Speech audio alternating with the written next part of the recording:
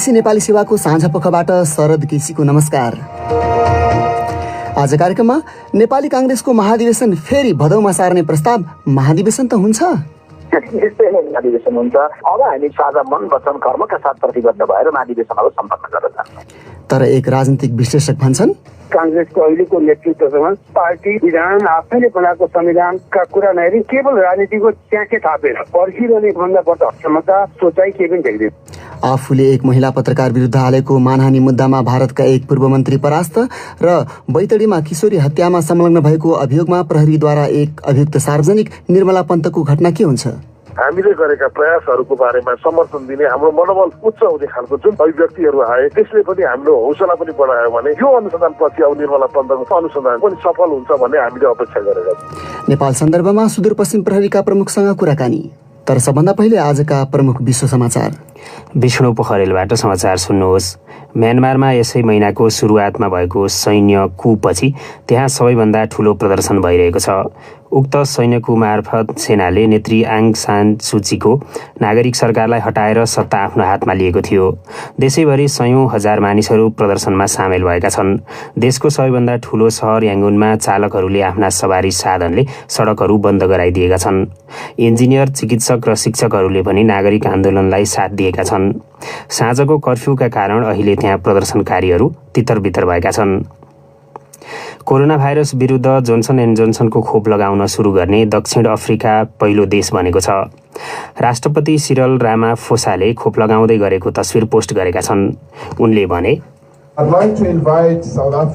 म दक्षिण अफ्रिकीहरूलाई यो खोप लगाउन आमन्त्रण गर्छु। त्यसले गर्दा हामी सबै सुरक्षित र स्वस्थ बनौँ।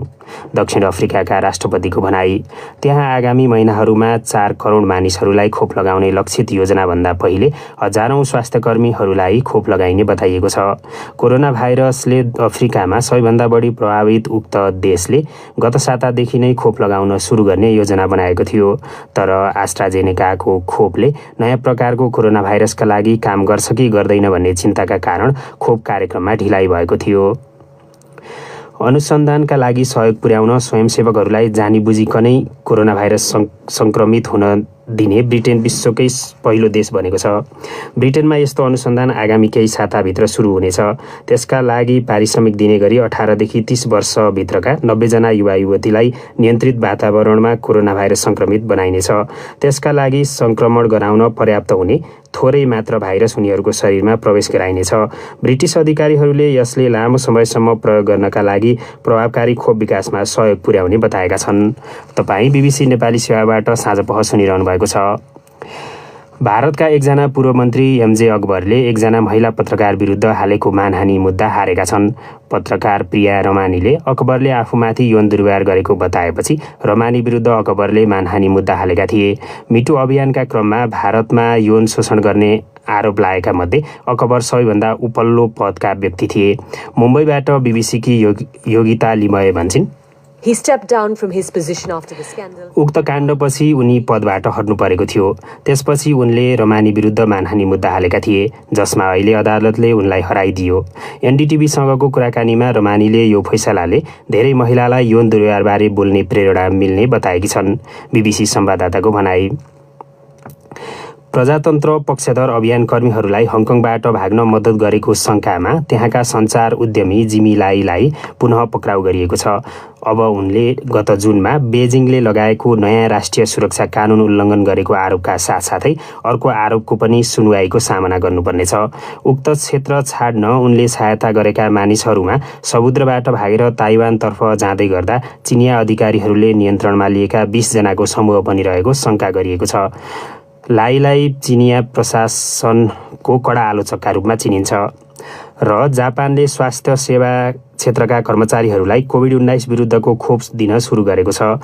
जापान औद्योगिक राष्ट्रहरूको समूह G7 का सदस्यमध्ये खोप कार्यक्रम सुरु गर्ने अन्तिम राष्ट्र बनेको छ। उसले अप्रिलबाट 65 वर्षमाथिका नागरिकहरूलाई खोप दिन सुरु गर्ने अपेक्षा राखेको छ। अहिले अन्य G7 सदस्य राष्ट्रका तुलनामा जापानमा कोरोना भाइरस संक्रमण कम देखिएको छ। जापानमा आगामी जुलाईमा उद्घाटन हुने टोकियो ओलम्पिक अघि त्यहाँ खोप अभियान सुरु हुने सम्भावना कम रहेको ठानिएको थियो। यो बीबीसी नेपाली सेवा हो।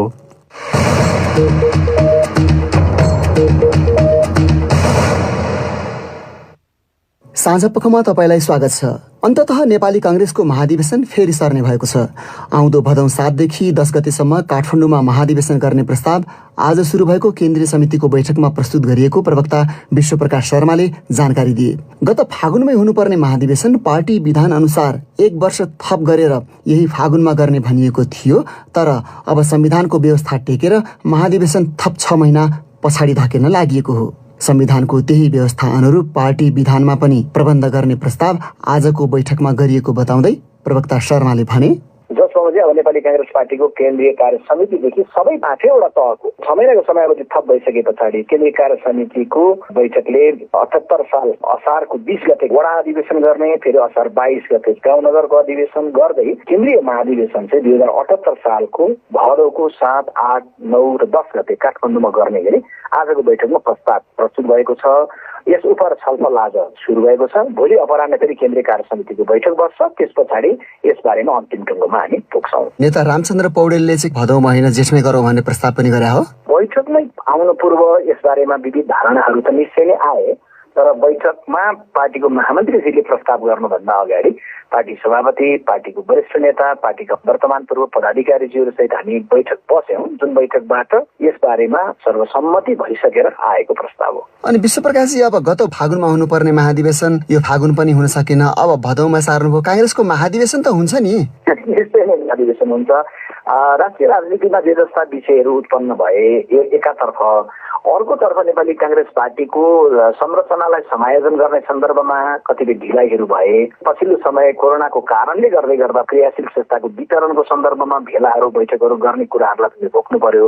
यी सबैभन्दा पनि हाम्रो आफ्नो कमजोरीलाई पनि हामीले आत्मसात गरेकै छौँ, आत्मालोचित हामी छौँ नै, तर अहिले हामीले प्रतिबन्धात्मक ढङ्गले नीतिहरू निर्धारित गरेका छौँ। त्यस बमोजिम अब हामी साझा मन, वचन, कर्मका साथ प्रतिबद्ध भएर राष्ट्रिय राजनीतिमा गर्ने भूमिकामा पनि हामी गरेर जान्छौँ र महाधिवेशनहरू सम्पन्न गरेर जान्छौँ। तर फेरि बर्खायाम सुरु होला, राजनीति तरल अवस्थामा छ, चुनावको कुरा, विवाद होला, संक्रमण बढ्दै गयो भने फेरि कांग्रेसको महाधिवेशन फेरि पनि सार्ने होइन। अब राष्ट्रिय राजनीतिमा संसद विघटन भएको अवस्थामा सम्मानित सर्वोच्च अदालतले कुन रूपमा फैसला गर्छ र त्यसले के रूपमा कति प्रभावित गर्ला भन्ने कोणबाट विश्लेषण गर्दै गर्दा भने सम्मानित सर्वोच्च अदालतले त अब फागुनको मध्यसम्ममा पक्कै फैसला गर्छ। हामीले त्यो बेलाको सन्दर्भमा नजुग्ने ढङ्गले नै हामीले चाहिँ निर्धारण गरेका छौँ र नेपाली कांग्रेस पार्टीले अब राष्ट्रिय राजनीतिमा निर्वाह गर्ने भूमिकाको सन्दर्भमा आउने संक्रमणकाल जुन रूपमा, जस्तो रूपमा, जे रूपमा होला त्यसलाई सामना पनि गर्दै जान्छ। तर पार्टीको आफ्नो आन्तरिक जीवनको सन्दर्भमा, महाधिवेशनको सन्दर्भमा पनि बर्खा होला, आन्दोलन होला, अन्य प्रकारका विवरणहरू होला, जुन रूपमा होला त्यसलाई सामना गर्दै अधिवेशनमा हामी जान्छौँ। उनी थिए नेपाली कांग्रेसका प्रवक्ता विश्वप्रकाश शर्मा। तर कांग्रेसको कदमको राजनीतिक विश्लेषकहरूले तीखो आलोचना गरेका छन्। राष्ट्रिय राजनीतिमा समेत निर्णायक हैसियत बन्दै गइरहेको देखिएको कांग्रेस महाधिवेशनलाई लिएर लामो समयदेखि आन्तरिक किचलोमा पनि छ। त्यसबारे थप चर्चा गर्दैछन् सञ्जय ढकाल। सत्तारूढ नेपाल कम्युनिस्ट पार्टी विभाजनको भुमरीमा परेको बेला विपक्षी नेपाली कांग्रेसको हालत पनि खासै राम्रो देखिँदैन। 72 सालमा भएको महाधिवेशन पश्चात कांग्रेसको विधान अनुसार 4 वर्षभित्र अर्को महाधिवेशन भइसक्नु पर्थ्यो, तर विविध कारणले त्यो गर्न नसकिएको भन्दै गत साल पुसमा विधान बमोजिम 1 वर्ष थपिएको अनि यही फागुनमा अर्को महाधिवेशन गर्ने भनिएको थियो।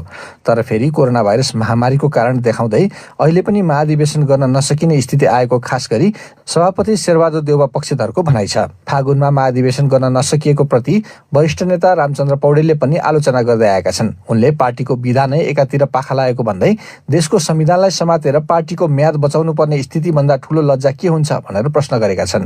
राजनीतिक विश्लेषकहरूले पनि कांग्रेसको अभिगत बारे आलोचनात्मक टिप्पणी गरिरहेका छन्। प्राध्यापक लोकराज बराल, त्यो बहाना त्यति ठुलो त होइन, तर के भए पनि त्यो पनि एउटा बहाना मिल्यो। तर के भने त्यो बहानाको भरमा यस्तो पार्टीहरू, त्यसमा पनि नेपाली कांग्रेसले त यस्तो एक्जाम्पलहरू सेट गर्नुपर्ने हो। संविधानको राजनीतिक दल सम्बन्धी प्रावधान रहेको धारा 269 को उपधारा 4 खमा टेकेर अब थप 6 महिना लम्ब्याउने निर्क्यौलमा कांग्रेस पुगेको देखिन्छ। उक्त धारामा राजनीतिक दलले प्रत्येक 5 वर्षभित्र महाधिवेशन गरिसक्नुपर्ने अनि कारणवश नसकिएमा 6 महिना थप्न सकिने उल्लेख छ।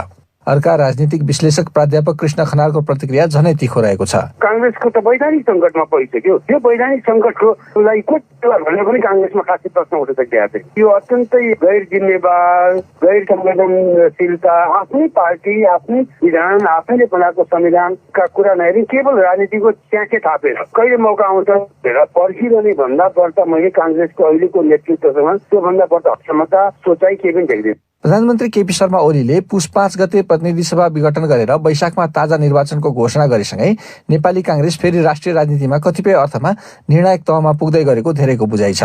सर्वोच्च अदालतले प्रधानमन्त्रीको कदम सदर गरे पनि बदर गरे पनि कांग्रेसको भूमिका बढ्न सक्ने आकलन गरिँदैछ। तर यतिखेर आफ्नो अधिवेशन समेत गर्न नसक्नु भनेको अत्यन्तै अकर्मण्यताको उदाहरण भएको विश्लेषकहरूले बताउँदै आएका छन्। सञ्जय ढकाल, BBC, काठमाडौँ। चौतर्फी दबावमा परेको सरकारलाई राहत दिने गरी प्रहरीले बैतडीकी 17 वर्षीय भागरथी भट्टको हत्यामा संलग्न रहेको अभियोगमा एकजना किशोरलाई सार्वजनिक गरेको छ। प्रहरीले भनेको छ दुवैजना छिमेकी र एउटै विद्यालयका विद्यार्थी थिए। धनगढीबाट उम्मेद बागचन्द भन्छन्, सुदूरपश्चिम प्रदेश प्रहरी प्रमुख DIG सुवेदीले 11 दिनदेखि घटनास्थल बैतडीको दोकेटा केदार गाउँमै बसेर अनुसन्धान गरेका थिए। स्कुल आउने जाने बाटो पनि एउटै, ममा एउटा कुन्टा पनि थियो, योसँग बदला लिने भन्ने कारणले उसले अब नौका सधैँ खोज्थ्यो। अगाडि जाने मान्छेहरू धेरै अगाडि भए, पछाडि जाने चाहिँ धेरै पछाडि भइसकेपछि बिचमा त्यो बाटोमा पनि सुनसान ठाउँ, त्यहाँ फेला परेपछि 81 तल लडाएर चाहिँ म अपराधमा संलग्न भएँ भन्ने सम्मको साबिती कुराहरू देखाएको छ। घटनाको 13औं दिनसम्म अनौपचारिक निगरानी गरिए पनि ती किशोरलाई प्रहरीले गए राति मात्र पक्राउ गरेको थियो। तर भागरथीकी आमा द्रौपदी भट्टले एकै उमेरका एकजनाले मात्र यस्तो घटना घटाउन नसक्ने भन्दै अरू पनि हुन सक्ने भएकोले खोज्न आग्रह गरिन्। एक्लै उसले मात्रै मार्न सक्दैन, उसँगै घटनामा अरू पनि संलग्न हुन सक्छन्। उनीहरूलाई पनि खोज, यतिले पुग्दैन। भागरथीका काका शिवराज भट्टले प्रहरीको अनुसन्धान फराकिलो भए पनि आज सार्वजनिक गरिएका किशोर मात्र नभई अरू पनि हुन सक्ने भएकोले थप अनुसन्धान गर्नुपर्छ भने अनुसन्धानको यताउति त्यो भए पनि अझ पनि अरू कोही छ भने पनि अब त्यसलाई सार्वजनिक गर्नु पर्यो। आरोपीलाई सार्वजनिक गरेका DIG सुवेदीले पहिलो चरणको अनुसन्धान सकिएको छ, यससँग जोडिएका प्रमाणहरूका आधारमा थप अनुसन्धान गरिनेछ भने एकजनाको चाहिँ त्यसमा संलग्नता पुष्टि भइसकेको अवस्था छ होइन। अब त्यसमा अनुसन्धान गर्दै जाँदा अरू कोही रहेछ भने थप रहेछ भने अरूलाई पनि थप अनुसन्धानको सिलसिलामा लिन्छौँ, होइन अनुसन्धानमा ऊ मात्रै रहेछ भने उसको लागि मात्रै प्रक्रिया अगाडि बढ्छ। अनुसन्धानमा संलग्न अधिकृतहरूले छिमेकी 2 परिवार बीच पुरानो रिसिभी देखिन्छ। भागरथीका बुवाको पालाको प्रतिशोध लिन यो घटना घटाएको बयान आरोपीले दिएको बताएका छन्। उम्मेद बागचन्द, BBC, धनगढी। यसबारे थप चर्चा साप्ताहिक नेपाल सन्दर्भमा पनि गर्नेछौँ, प्रतीक्षा गर्नुहोला। अब पालो श्रोता प्रतिक्रियाको साथ दिँदैछन् विष्णु पोखरेल। सामाजिक सञ्जाल फेसबुक र ट्विटरमा आज हामीले सोधेका थियौं, नेपाल सरकारले भारतबाट 20 लाख मात्रा कोभिसिल्ड खोप खरिद गरी मार्च महिनाभित्र नेपाल ल्याउन भुक्तानी सम्बन्धी निर्णय गरेको छ। सरकारले कोभिड खोपबारे गरेको काम कारबाहीका सम्बन्धमा तपाईँको धारणा के छ? प्राप्त प्रतिक्रिया मध्ये केहीलाई यहाँ प्रस्तुत गर्दैछौँ। फेसबुकमा युवराज मिश्रले लेखेका छन्, स्वास्थ्यसँग जोडिएको नागरिकको हक अधिकार सुनिश्चित गरियोस्, समयमै खोप खरिद प्रक्रिया व्यवस्थित गरियोस्, भ्रष्टाचार र अनियमितता नहोस्, खोप सर्वसुलभ र निशुल्क रूपमा सबै नागरिकको पहुँचमा पुगोस्। अलिम शाहको प्रतिक्रिया छ, बिना कुनै भेदभाव स्वास्थ्यकर्मी, वृद्ध, दीर्घरोगी सहित प्राथमिकताका आधारमा क्रमशः आम मानिसलाई खोप निशुल्क उपलब्ध गराउनु सरकारको कर्तव्य पनि हो। यसो गर्दा पारदर्शी रूपमा यथाशक्य आफ्नो उपस्थिति देखाउन सकोस्। सरकारलाई शुभकामना। प्रयास सापकोटाको सुझाव छ, जोखिममा रहेका नागरिकको यथार्थ तथ्याङ्क सङ्कलन गरी योजनाबद्ध रूपमा खोप अभियान अगाडि बढाउन आवश्यक छ। देशको जनसङ्ख्याको तुलनामा खरिद गरिने खोपको सङ्ख्या निकै कम भए पनि सुरुवात हुनु राम्रो हो। लक्ष्मण बहादुर सुनारको भनाइ छ, नेपाल सरकारले खोप कसरी ल्यायो भन्दा पनि त्यसको प्रयोग कसरी हुँदैछ, कुन कुन तहमा र कस्ता कस्ता मानिसलाई दिइँदैछ त्यो कुरामा ध्यान जाओस्। अग्रपङ्क्तिमा काम गर्ने स्वास्थ्यकर्मी, सफाईकर्मी, सुरक्षाकर्मी, पत्रकारहरू, त्यसै गरी ज्येष्ठ नागरिकलाई प्राथमिकता दिइयोस्। तर ठाकुर सिंह गुरुङको अलि फरक मत छ। सरकारले जसरी कोरोना भाइरसको परीक्षण र उपचारमा लापरवाही गर्यो, खोपको विषयमा पनि त्यस्तै लापरवाही गर्ने लक्षण देखिन्छ। किनकि हालसालै प्रधानमन्त्री आफैले 3 महिनामा सबै नेपाली नागरिकलाई खोप लगाइसक्ने घोषणा गरेका थिए, अनि अहिले आएर बल्ल 20 लाख डोज मात्र खरिद गर्ने भनेर निर्णय गर्ने, योभन्दा ठूलो लापरवाही अरू के हुन सक्छ? दधी मगरले राजनीतिक आन्दोलनले सरकारको यो काममा बाधा नपुगोस् भन्ने आग्रह गर्दै लेखेका छन्। चाँडो राजनीतिक गतिरोध अन्त्य गर्न सबै पार्टीका नेताहरूमा सद्बुद्धि पलाओस्। ट्विटरमा अमरनाथ गिरीले लेखेका छन्, आफ्ना नागरिकप्रतिको यो दायित्व र कर्तव्य पनि हो सरकारको। ल्याउने निर्णय मात्रै भएको छ, खोप आएपछि निमुखा, गरिब र अशक्तहरूको पहुँचसम्म पुर्याउने चुनौती सरकारलाई छ, त्यसमा सफलता मिलोस्। उत्तम विचार ट्विटर ह्यान्डल प्रयोगकर्ताले सरकार नागरिकको स्वास्थ्यप्रति सजग भएको ठहर गर्दै त्यसको सराहना गरेका छन्। सरकारलाई सजग बनाउँदै उनले लेखेका छन्, कोभिड व्यवस्थापनका नाउँमा पहिले भएका भनिएका जस्ता भ्रष्टाचारको गन्ध आउने हरकत नहोस् भन्नेतर्फ सरकार त्यति नै गम्भीर हुनु जरुरी छ। र खोप खरिद गर्ने निर्णयको स्वागत गर्दै विजय साम्पाङ आशंका पनि गर्छन्, सार्वजनिक खरिद ऐन विपरीत फास्ट्र्यागबाट कहीँ कतै फेरि भ्रष्टाचार गर्ने नियत बोकेकालाई यो निर्णयले मौका दिने पो हो कि? अब एउटा अन्तर्राष्ट्रिय विषय। भारतका एकजना पूर्व मन्त्री एमजे अकबरले एक महिला पत्रकार विरुद्ध हालेको मानहानि मुद्दा हारेका छन्। महिलाहरूले आफूलाई यौन दुर्व्यवहार गर्ने विरुद्ध सामाजिक सञ्जाल मार्फत चलाउने गरेको मिटु अभियानका क्रममा अकबरमाथि यौन दुर्व्यवहारको आरोप लागेको थियो। अदालतको यो फैसलाले मिटु अभियानलाई ठूलो प्रभाव पार्ने ठानिएको छ। बीबीसीका विवरणहरूमा आधारित रिपोर्ट विष्णु पोखरेलबाट। अकबरलाई पत्रकार प्रिया रमानी सहित अन्य कैयौं महिलाहरूले यौन दुर्व्यवहारको आरोप लगाएका थिए। बुधबार एकजना न्यायाधीशले कुनै पनि महिलाले यौन दुर्व्यवहार विरुद्ध आवाज उठाउँदा उनी सजायको भागी हुनु नहुने आदेश दिएका छन्। रमानीले यो निर्णयले अन्य धेरै महिलाहरूलाई पनि यौन दुर्व्यवहार विरुद्ध बोल्न प्रोत्साहित गर्ने बताएकी छन्। बीबीसी संवाददाता गीता पाण्डेले भारतको मिटु अभियानका लागि यो आदेश निकै महत्त्वपूर्ण भएको बताइन्। उनका भनाइमा यसले अन्य यौन शोषणका पीडितहरूलाई पनि न्यायका लागि आवाज उठाउन उत्प्रेरणा दिनेछ।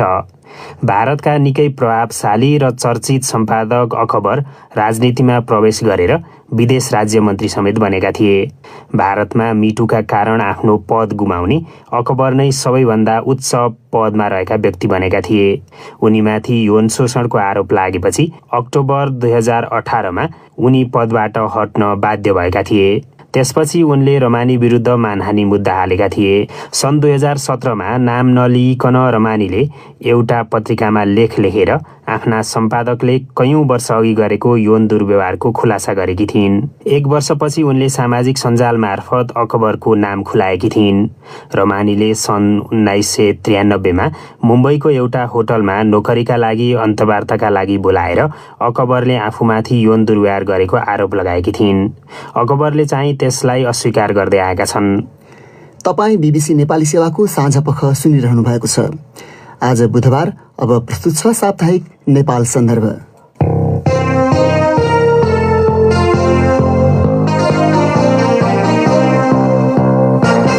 नेपाल सन्दर्भबाट विष्णु पोखरेलको नमस्कार।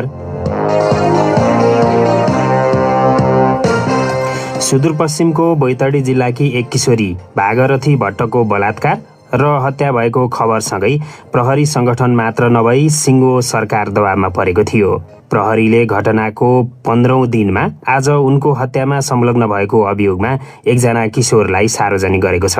घटना अझै अनुसन्धानकै क्रममा रहेको बताइए पनि प्रहरीको आजको कदमले 2.5 वर्ष अघिको सुदूरपश्चिमकै घटनाको त्रासदी दोहोरिने आशंका टर्ने संकेत दिएको विश्वास देखा परेको ठानिएको छ। जुन घटनामा निर्मला पन्तले ज्यान गुमाएकी थिइन्, तर त्यसका दोषीहरू अहिलेसम्म पत्ता लागेका छैनन्। त्यो तितो विगतले सताइरहेको नेपाल प्रहरीका निम्ति बैतडी घटनामा प्रारम्भिक सफलता प्राप्त भएको देखिएको छ। यद्यपि महिला अधिकार कर्मीका भनाइमा नेपालमा हुने बलात्कार र हत्या जस्ता जघन्य अपराधका घटनामा कमी आउन सकेको छैन। सरकारी विवरणले पनि त्यस्तै देखाउँछ।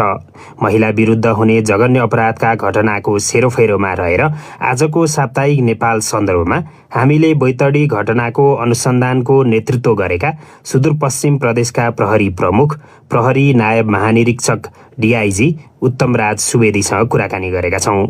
सबभन्दा पहिला उनलाई हामीले सोधेका थियौं, भागरथी भट्ट हत्यामा संलग्नलाई खोजी गर्ने क्रममा प्रहरीले आंशिक सफलता पाएको हो कि पूर्ण सफलता पाएको हो? यो कस्तो भने एउटा दुःखद घटना जुन बैतडीमा घट्यो, महिलामाथि भएको अपराधको चाहिँ ज्वलन्त उदाहरण हो र यो विभत्स हत्याको घटनालाई सुरुदेखि नै एकदमै सिरियस भएर अनुसन्धानमा गर्नुपर्ने कुनै पनि पाटोहरूमा चाहिँ त्रुटि नहोस् भनेर चाहिँ हामी धेरै नै सजग भएर म स्वयं आफू पनि गएर घटनास्थलकै छेउको चौकीमा बसेर अनुसन्धान प्रक्रिया अगाडि बढायौँ र अनुसन्धान विस्तृत हिसाबले मानव अधिकारको संरक्षणको हिसाबले होस् अथवा टेक्नोलोजीको प्रयोगको हिसाबले उत्कृष्ट अनुसन्धान गर्दै जाँदा हामी अहिले एकजनालाई चाहिँ नियन्त्रणमा लिएर यो अनुसन्धान प्रक्रियालाई अगाडि बढाएको अवस्था छ। यो पर्टिकुलर केसको लागि त हाम्रो ठुलो सफलता भइसकेको छ किनभने हामीले योसँग सम्बन्धित तथ्यहरू पनि फेला पारिसकेका छौँ। यो घटनामा एकजना संदिग्ध पक्राउ परेका छन्, अरू पनि संलग्न हुने सम्भावना कतिको देखिएको छ अनुसन्धानका क्रममा? प्रारम्भिक अनुसन्धानले हेर्दा र घटनास्थलहरू हेर्दा जुन पक्राउ परेको मान्छेको बयान लगायतको सबै हेर्दा एकजनाको मात्रै पनि हुन सक्ने सम्भावना चाहिँ देखिएको छ। तर अब यति भन्दै गरेर धेरै हाम्रो फोरेन्सिक रिपोर्टहरू पनि आउन बाँकी छ, हाम्रो सङ्गीतको चाहिँ आधिकारिक बयानहरू पनि आउन बाँकी छ। प्रत्यक्ष रूपमा नियन्त्रणमा लिएर अनुसन्धान त आज मात्रै सुरु भएको छ। यी सबै गर्दा त्यस्तो कुनै अरू देखा परेछ भने पनि हामी त्यस्तो व्यक्तिलाई पनि कानुनको दायरामा ल्याउँछौँ। तपाईँ सुदूरपश्चिम प्रदेशमा प्रहरी प्रमुख हुनुहुन्छ, त्यही प्रदेशमा चाहिँ 2.5 वर्षदेखि निर्मला पन्तको घटनामा चाहिँ दोषीहरू पक्राउ पर्न सकेका छैनन्। त्यसमा चाहिँ के कस्ता कमजोरी भएछन्? होइन, यसमा एकदमै समसामयिक र राम्रो प्रश्न उठाउनु भयो। उस्तै प्रकृतिको दुईटा घटना तत्काल कसैले नदेख्ने, दोषी घटनास्थलबाट भागेर जाने अनि हत्या समेत भएको अवस्था देख्दाखेरि चाहिँ उस्तै खालि एज ग्रुप मात्रै, केटीको अलिक फरक भएको मात्रै हो, पीडितको अलिक फरक भएको मात्रै हो। नत्र उस्तै भएकोले हामीले सुरुमै अनुसन्धान गर्दा नै निर्मला पन्तको हत्या प्रकरणमा भएका कमी कमजोरीलाई कहीँ पनि दोहोरिन दिनु हुँदैन भनेर भेरी सिरियसली हामी गऱ्यौँ। निर्मला पन्तको केस त म अहिले पछि प्रदेश भएर मात्रै लामो समय पछि मात्रै मैले हेर्ने मौका पाएको छु र अनुसन्धान पनि हामीले गरिरहेका छौँ। यो त म प्रत्यक्ष आफै सम्बन्ध भएर गरेको र यो दुईटालाई तुलना गर्दा के देखियो भने जुन छ नि सामान्य सिद्धान्त, अपराध समाजमै घट्छ, अपराधी पनि समाजकै हुन्छ र अपराध र अपराधीको सूचना पनि समाजसँगै हुन्छ। र अब प्रहरीले त्यो अपराधको अनुसन्धान गर्ने भनेको दुईटा पाटो, एउटा टेक्निकल पाटो जो साइन्टिफिक इक्विपमेन्टहरू सिसिटिभीहरू होला अथवा अन्य कुनै टेलिफोन ट्र्याकिङहरू होला, मोबाइलको टेक्नोलोजीको प्रयोग गरेर गर्ने अनुसन्धान एउटा पाटो हो भने त्योभन्दा ठुलो पाटो त ह्युमन इन्टेलिजेन्सद्वारा चाहिँ घटनाको सम्बन्धमा सानो सानो सूचनाहरू चाहिँ कलेक्सन गरेर त्यसको एनालाइसिस गरेर तार्किक निष्कर्ष पुग्नुपर्ने हो। निर्मला पन्तको हकमा के भयो भनेदेखि सुरुमा अनुसन्धान गर्दै प्रहरीले केही लापरवाही गर्यो सबुत सङ्कलनमा भन्ने किसिमको म्यासेज एक्कासी बाहिर आयो मिडियामा, सोसियल मिडियामा झन् बढी चढी भयो। त्यसै पनि प्रहरीसँग अलिकति असन्तुष्टि जस्तो भयो। यो क्रमशः बढ्दै जाँदाखेरि आन्दोलनको रूपमा भएर मान्छे मर्नेसम्मको भयो। त्यसमा जुन ह्युमन इन्टेलिजेन्सका कुराहरू थिए अथवा सर्वसाधारणबाट सूचना लिने जुन प्रहरीको पहुँच हुनु पर्थ्यो त्यो पहुँच हुन सकेन। जनता एकातिर फर्क्यो, प्रहरी अर्कोतिर। भने ठिक उल्टा यो घटनामा सुरुमा केही हामी घटनास्थलमा पुग्दा पनि सानोतिनो विरोध कार्यक्रमहरू, आक्रोशहरू व्यक्त भइरहेको थिए। जब हामी राम्रोसँग अनुसन्धान गर्छौँ, यहाँलाई भरपर्दो अनुसन्धान गर्छौँ, चाँडै निष्कर्षमा ल्याउँछौँ भनेर उहाँहरूलाई अनुरोध गरेर तत्काल नगर्ने रोकिनेको अवस्था। त्यसपछि हामीले स्थानीय जनप्रतिनिधि, सबै राजनीतिक पार्टीका प्रतिनिधिज्यूहरू लगायत अन्य त्यहाँका चाहिँ गण्यमान्य विद्यालयका शिक्षकहरू, व्यवसायीहरू सबैसँग बसेर चाहिँ हामीले अन्तर्क्रिया गरेर उहाँहरूलाई चाहिँ आश्वस्त पार्यौँ हामी अनुसन्धान गर्छौँ भनेर। प्रहरी कर्मचारीहरू, बालवाला कर्मचारी, अन्य कर्मचारीहरू सबैलाई पारिसकेपछि अब के भयो भने हाम्रो र जनताको बिचमा चाहिँ सम्बन्ध नजिक हो। सुरुका दिनमा केही दिन चाहिँ उहाँहरू अलिक डराएको अवस्था, अलिक दुर्गम ठाउँ पनि पर्यो, नर्भस भएको अवस्था, हामीसँग नखुलेको अवस्था थियो भने पछिल्लो दिनमा चाहिँ उहाँहरूले खुलेर सूचना दिने काम गर्नुभयो। मिडियाको यो केसमा चाहिँ हामीले गरेका प्रयासहरूको बारेमा चाहिँ समर्थन दिने, हाम्रो मनोबल उच्च हुने खालको जुन किसिमका समाचारहरू, अभिव्यक्तिहरू, विद्वत वर्गहरूको अभिव्यक्तिहरू आए त्यसले पनि हाम्रो हौसला पनि बढायो भने हाम्रो अनुसन्धान प्रक्रियामा सर्वसाधारणको सहयोगमा पनि अभिवृद्धि भयो।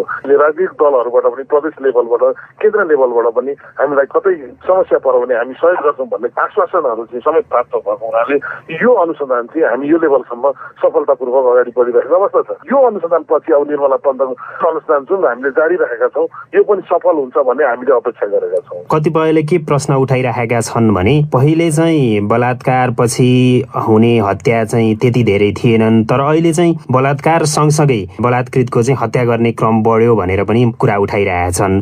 तपाईँको अनुभवमा चाहिँ के नेपालमा त्यस्तै गतिविधि बढ्या हुन्? पक्कै हो। पछिल्लो दिनमा विशेष गरेर 4-5 वर्षको अवधिका चाहिँ हामीले अपराध तथ्याङ्कहरूलाई चाहिँ केलाउने हो भने, अपराधका अवस्थाहरूलाई केलाउने हो भने बलात्कारका घटनाहरू अधिकांश घटनाहरू चाहिँ कस्तो देखिन्थ्यो भनेदेखि अपरिचित व्यक्तिले 16 वर्ष नआएका युवतीहरूलाई अनि कुनै यस्तो विशेष स्थानमा एकान्त ठाउँमा स्कुल जाँदा आउँदा जङ्गल जाँदा आउँदा पानी लिएर जाँदा आउँदा अथवा घरमा एक्लै भएको बेला मसँग मास्क लगाएर रेप गरेका घटनाहरू सुनिन्थ्यो। त्यस्तो अवस्थामा पीडितले चिन्दैन्थ्यो कि को भन्ने। तर पछिल्ला 5 वर्षका घटनाहरू अझ 3 वर्षका घटनाहरू एनालाइसिस गर्यो भने अहिले भिक्टिम हुने त अझ ठुलो संख्या त 16 वर्षभन्दा मुनिका बालिकाहरू, त्यसमा पनि बलात्कृत हुने अथवा भिक्टिम हुने कोबाट भने घर परिवार, नाता गोता, आफन्त, शिक्षक, अब सहकर्मी, सहपाठी भनेको त परिचित व्यक्तिबाट। अब परिचित व्यक्तिले अपराध गरिसकेपछि त्यो सूचना फेरि रेपको सूचना अहिले त के भएको छ भने हिजो जस्तो मिलाउने ओर्ने भन्ने धेरै जीवन भएर गएको छ। नत्र त धेरै रेप केसहरू समाजमा लुक्दो पनि रहेछ। अहिले लुक्ने अवस्था मिडियाको चाहिँ भनौँ न एक किसिमले सशक्त भूमिका, यसै गरी सङ्घ संस्थाहरूको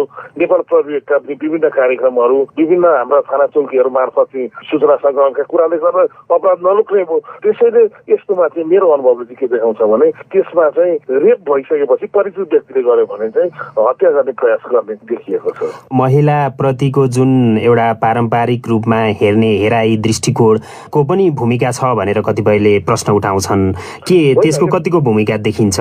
यसमा अहिले म त सबभन्दा भन्छु सामाजिक सञ्जालको दुरुपयोग सदुपयोग भनेको चाहिँ मानव मात्रको लागि वरदान हो। तर अब अहिले के भइदियो भने गाउँ गाउँमा पनि हात हातमा मोबाइल हुने, युवा युवती, किशोर किशोरी, बाल बालिकाको हातमा पनि मोबाइल हुने भएपछि कतिपय अवस्थामा अपरिचित व्यक्तिहरूसँग चाहिँ यो सामाजिक सञ्जाल मार्फत दोस्ती हुने, चिनजान हुने र गलत तत्त्वहरू त्यहाँभित्र छिर्यो भने त्यस्तोले चाहिँ महिलामाथि हुने हिंसाहरू चाहिँ यो सामाजिक सञ्जालको दुरुपयोगले बढाउने। फेसबुकबाट प्रेम कथा सुरु हुन्छ, अन्तिममा हत्यामा पुग्छ, रेपमा पुग्छ, पोर्नोग्राफीहरूमा चाहिँ युवा युवतीहरू लाग्नु। यी कारण छन् भने विगतदेखि रहेको मादक पदार्थको दुर्व्यसन, ड्रग्सको दुर्व्यसन, यी कुराहरूले पनि यस्ता घटनाहरू चाहिँ बढोत्तरी गरेको देखिन्छ। महिलामाथि हुने जघन्य खाले अपराधको अनुसन्धान पनि विभिन्न कारणले प्रभावित हुन्छ भन्ने आरोप पनि कतिपयको छ। यसमा तपाईँ के भन्नुहुन्छ? अनुसन्धानलाई केले प्रभाव पार्छ? जघन्य तर सामाजिक प्रवृत्तिको अवसर हुनाले कतिपय अवस्थामा हामीले समुदायबाट पाउनुपर्ने सहयोग पनि नपाइरहेको अवस्था हुन्छ। एउटा अनुसन्धानकै क्रममा रहेका केसहरूमा पनि सामाजिक सञ्जालमा विभिन्न किसिमले शङ्का उपशङ्का उब्जाइदिने, यसले गर्दा जाहेरवाला अथवा पीडित पक्षलाई पनि अलिकति शङ्का उपशङ्का बढाइदिने जस्ता कामहरू गर्दाखेरि समग्र अनुसन्धान प्रक्रियामै पनि कतिपय अवस्थाले चाहिँ प्रभाव पारेको र गरिएका अनुसन्धानलाई पनि अविश्वास गरिएका कतिपय उदाहरणहरू पनि देखिएका छन्। तर यति भन्दै गर्दा अहिले नेपाल प्रहरीले, मिडियाले, सङ्घ संस्थाले सबैले नै यसमा चासो राखेको हुनाले जस्तो अहिलेको अब यो घटना जुन छ यो महिलामाथिको यो राष्ट्रिय मात्रै होइन अन्तर्राष्ट्रिय चर्चामा पनि आएको छ। यसरी सबैतिरबाट एक किसिमको दबाब, प्रहरी आफैले दबाब महसुस गरे। घटना घटेको सुन्नासाथ म आफै पनि धनगढीमा बसेर अब यसको अनुसन्धानको निर्देशन दिएर बस्नु मेरो मनले मानेन, म घटनास्थलमा गएँ। तर अब यति भन्दै गर्दा दबाबको नाममा हुने विभिन्न खाले प्रदर्शनहरू, चक्काजामहरू यस्ताले पनि अनुसन्धान गर्ने प्रहरी अर्कोतिर लाग्दा पनि कहिलेकाहीँ टाइम ग्याप्सेसले पनि अनुसन्धान प्रक्रिया चाहिँ फितलो भएको पाइन्छ। उनी थिए सुदूरपश्चिम प्रदेशका प्रहरी प्रमुख प्रहरी नायब महानिरीक्षक उत्तमराज सुवेदी। हवस् त आजका लागि नेपाल सन्दर्भ यति नै। र साप्ताहिक नेपाल सन्दर्भ प्रस्तुत गर्दै थिए साथी विष्णु पोखरेल। अब अन्त्यमा उनैबाट सुन्नुहोस् प्रमुख विश्व समाचार संक्षेपमा। म्यानमारमा यसै महिनाको सुरुवातमा भएको सैन्य कुपछि त्यहाँ सबैभन्दा ठूला मध्येका केही प्रदर्शनहरू भएका छन्। कोरोना भाइरस विरुद्ध जोन्सन एन्ड जोन्सनको खोप लगाउन सुरु गर्ने दक्षिण अफ्रिका पहिलो देश बनेको छ। ब्रिटेनले अनुसन्धानका लागि सहयोग पुर्याउन स्वयंसेवकहरूलाई जानी बुझिकनै कोरोना भाइरस संक्रमित हुन दिने भएको छ। भारतका एकजना पूर्व मन्त्री एमजे अकबरले आफूमाथि यौन दुर्व्यवहारको आरोप लगाउने एकजना महिला पत्रकार विरुद्ध हालेको मानहानि मुद्दा हारेका छन्। इरानले संयुक्त राष्ट्रसङ्घको परमाणु निगरानी निकायका प्रमुखले वार्ताका लागि तेहरानको भ्रमण गर्न लागेको बताएको छ। र जापानले स्वास्थ्य सेवा क्षेत्रका कर्मचारीहरूलाई कोभिड-19 विरुद्धको खोप दिन सुरु गरेको छ।